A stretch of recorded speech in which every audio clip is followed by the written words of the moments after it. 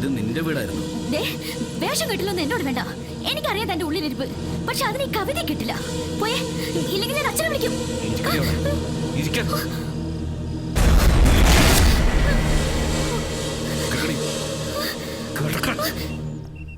എന്നിട്ട്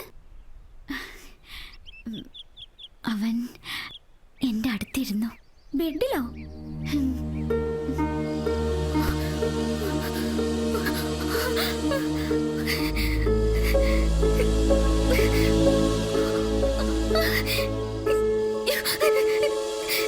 നിങ്ങളെന്താ കാണിക്കാൻ പോണെ?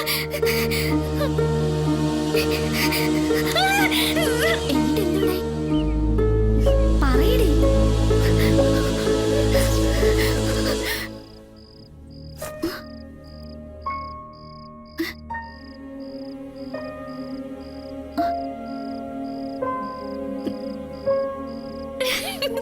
സ്വപ്നായിരുന്നു. അവൻ വന്നു എന്നുള്ളത് സത്യം. പക്ഷെ ബാക്കിയെല്ലാം സ്വപ്നമായിരുന്നു. എങ്കിൽ പിന്നെ കുറച്ചുകൂടെ അപ്പുറത്തേക്ക് സ്വപ്നം കണ്ടുകൂടായിരുന്നോടി. വെറുതെ ആശിപ്പിച്ചു.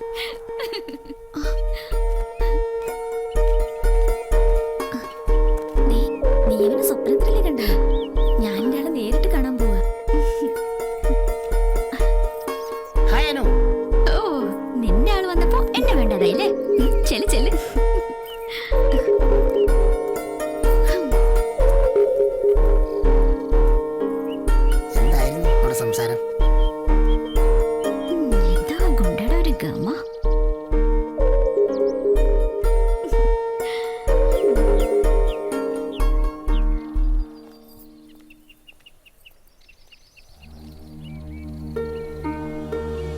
എന്നെ കാണാൻ വേണ്ടിട്ടല്ലേ ഇയാൾ ഇന്നലെ വന്നത്? മിസ്റ്റർ, ഇത് എന്നതാടാ? ഞാൻ എങ്ങോട്ടാ പോണ്ടത്? നീ നിന്റെ കൂട്ടുകാരിക്ക് ബോഡി ഗാർഡായിട്ട് വന്നതല്ലേ? ആ ഡ്യൂട്ടി കൃത്യമായിട്ട് അങ്ങ് ചെയ്താൽ മതി. മനസ്സിലായോ? ഇയാളൊരു ഗുണ്ടയാണെന്ന് എനിക്ക് മനസ്സിലായി. പക്ഷെ എത്ര വലിയ ഗുണ്ടയാണെങ്കിലും ഒരു പെൺകുട്ടിയോട് കുറച്ചൊക്കെ മര്യാദയിൽ സംസാരിച്ചൂടെ?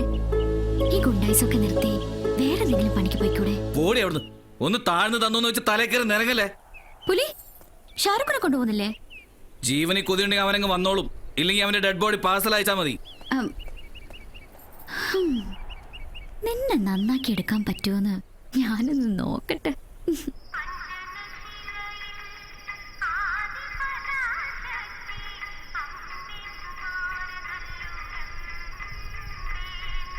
ഷാറൂഖിനെ കാണുന്നില്ലല്ലോടി.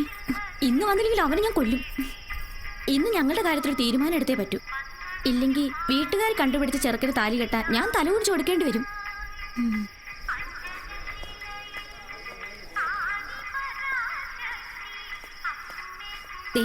നിന്റെ പുലിക്കുട്ടിയും കൂടെ ഉണ്ടല്ലോ. നീ വാ.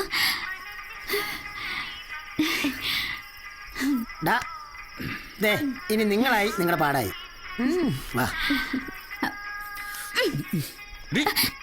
അമ്പലത്തിൽ വരുമ്പോഴെങ്കിലും ഈ വേഷം ഒന്ന് ഒഴിവാക്കി കൂടെ? ഇതിനെന്താണ് കുഴപ്പം? ഓ പിന്നെ ഇതൊന്നും ഇവിടെ പറ്റില്ല.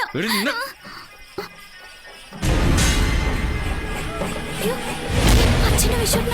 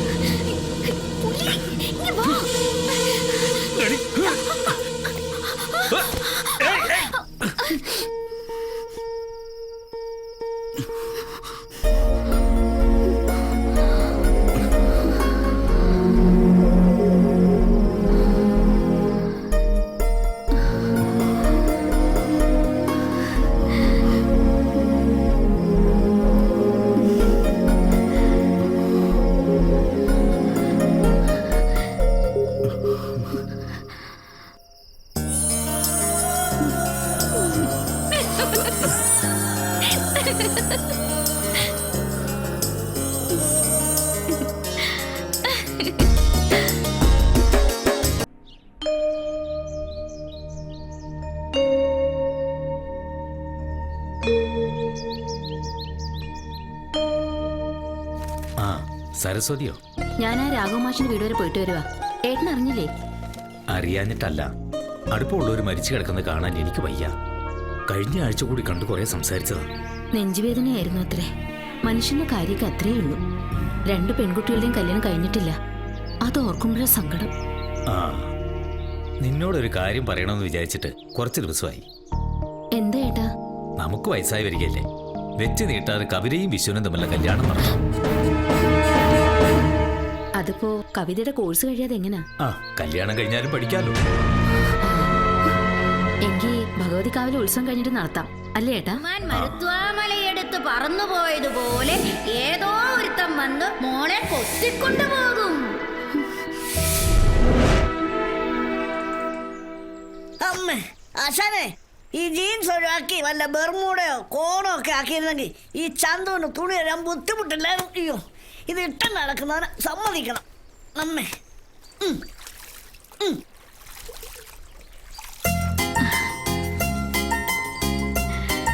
പുലി, നീ എന്തിനാ ഇങ്ങോട്ട് വന്നേ? എനിക്ക് കുറച്ച് സംസാരിക്കാനുണ്ട്.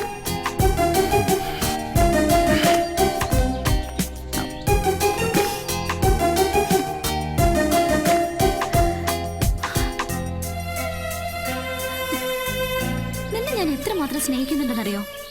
കഴിഞ്ഞതൊക്കെ ഒന്ന് ഓർത്തു നോക്കിയേ. മറ്റൊരാളെ നിന്നെ ഇത്രമാത്രം സ്നേഹിക്കുന്നുണ്ടാവില്ല. ഇതൊക്കെ പഠിക്കാനാണ് നീ കോളേജിൽ പോകുന്നത്? പുലി, ഇത് തമാശ പറയാനുള്ള നേരമല്ല. അച്ഛൻ എന്റെ കല്യാണം തീരുമാനിച്ചു. ക്ഷണിച്ചാ സദ്യ ഉണ്ണാൻ ഞാനും വരാം. എനിക്ക് നിന്നെയാ ഇഷ്ടം.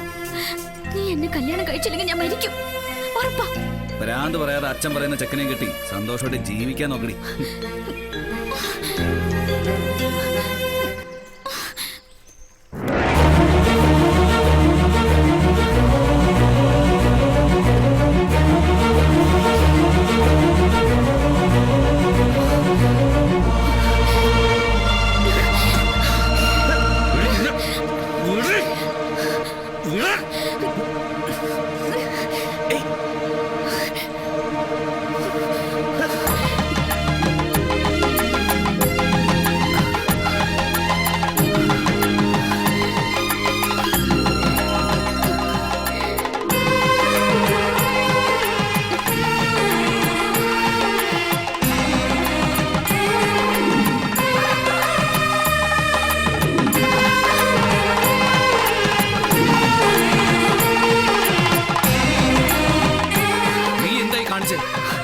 ഇതിന്റെ അർത്ഥം എനിക്കറിയാം.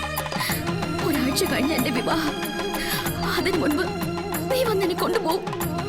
ഇല്ലെങ്കിൽ ഭഗവതിക്കാവിലെ അമ്മയാണ് സത്യം. നീ എന്നെ ജീവനോട് കാണില്ല.